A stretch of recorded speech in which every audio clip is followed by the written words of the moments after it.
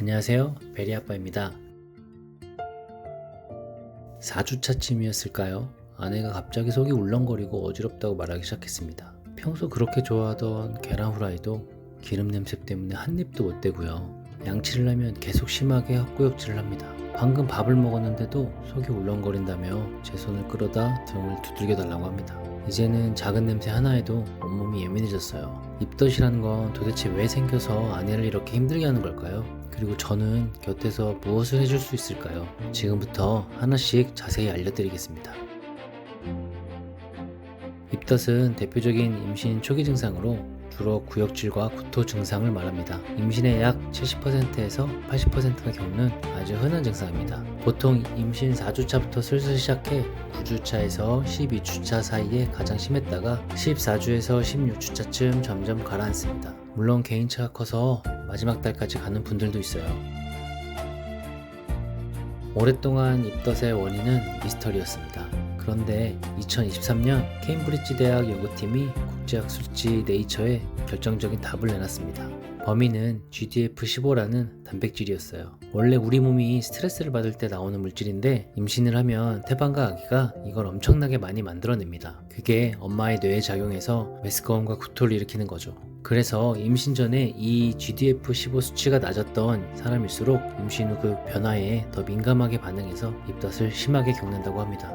그럼 왜 하필 임신 초기 3개월에 가장 심할까요? 이 시기가 아기의 심장, 뇌, 손가락, 발톱까지 모든 장기의 틀을 만들어지는 가장 중요한 때이기 때문입니다. 그래서 엄마의 감각이 극도로 예민해집니다. 혹시라도 해로운 음식이 들어오지 않도록 냄새와 맛에 경보를 울리는 거예요. 즉, 입덧은 일종의 아기를 지키는 생존 장치인 셈이죠. 그런데 입덧은 사람마다 모습이 좀 다릅니다. 토하는 증상이 유독 심한 분이 있는가 하면 속이 비면 더 메스꺼워서 끊임없이 뭔가를 먹어야 하는 분도 있어요.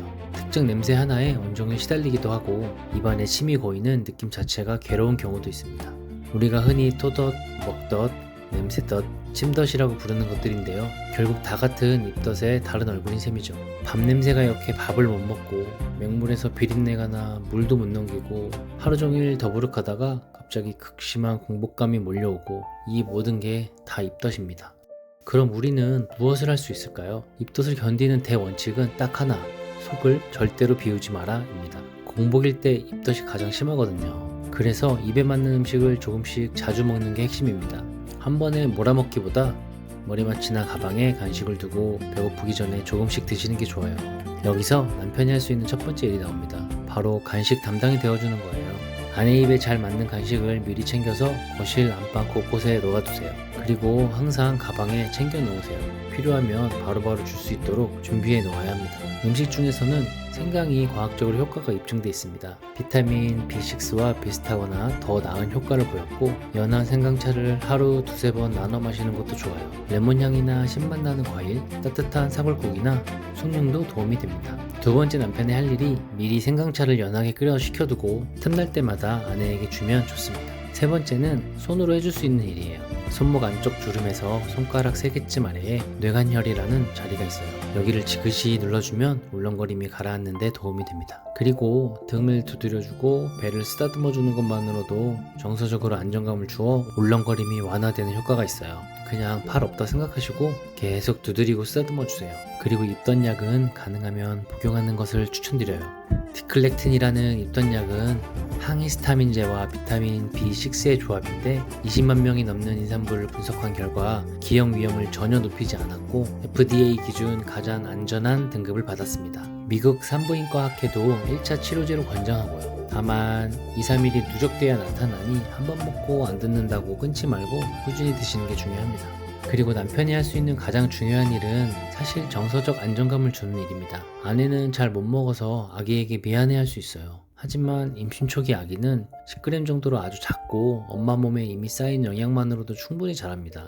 입덧을 다스리는 건 아기를 위해서가 아니라 아내 자신이 너무 힘들기 때문이에요. 그러니 아내에게 말해주세요. 오히려 입덧이 있다는 건 유산 위험이 더 낮은 건강한 임신의 신호이니까 아내를 옆에서 안심시켜 주시면 됩니다. 마지막으로 이런 신호가 보이면 꼭 병원에 가셔야 돼요. 임신 전 체중이 5% 이상이 빠지거나 소변이 거의 나오지 않거나 물 한 모금조차 넘기기 어려운 정도라면 참지 말고 수액과 약물 치료를 받으셔야 합니다. 이런 증상은 임산부의 약 1에서 2%가 겪는 임신 호조일 수 있는데요. 적극적으로 치료하면 아기에게도 아무 문제가 없으니 꼭 병원에 방문하셔서 치료를 받으시길 바랍니다. 입덧은 끝이 있는 터널입니다. 오늘 하루 또 내일 하루 버티다 보면 언제 그랬냐는 듯이 평소 일상으로 돌아오실 거예요. 그때까지 곁에 있는 우리 남편들이 같이 버텨주면 됩니다. 말씀드렸지만 아내가 힘들어할 때 등을 쓸어주는 그 손길 하나가 생각보다 훨씬 큰 힘이 되거든요. 지금도 입덧으로 힘들어하는 우리 아내와 같은 시간을 견디고 계실 모든 임산부분들 그리고 곁을 지키는 남편분들 진심으로 응원합니다. 베리 아빠였습니다. 감사합니다.